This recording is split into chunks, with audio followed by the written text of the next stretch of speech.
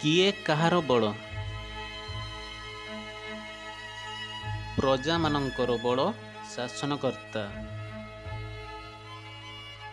କ୍ଷତ୍ରିୟମାନଙ୍କର ବଳ ସାହସ।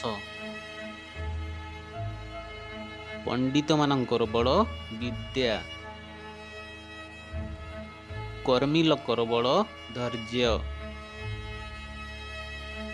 ଧନୀ ଲୋକର ବଳ ଧନ।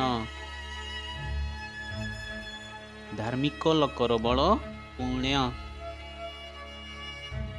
ମହତ୍ ଲୋକର ବଳ ଚରିତ୍ର।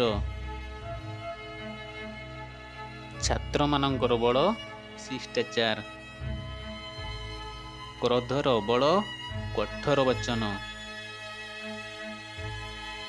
ଖଳମାନଙ୍କର ବଳ ହିଂସା।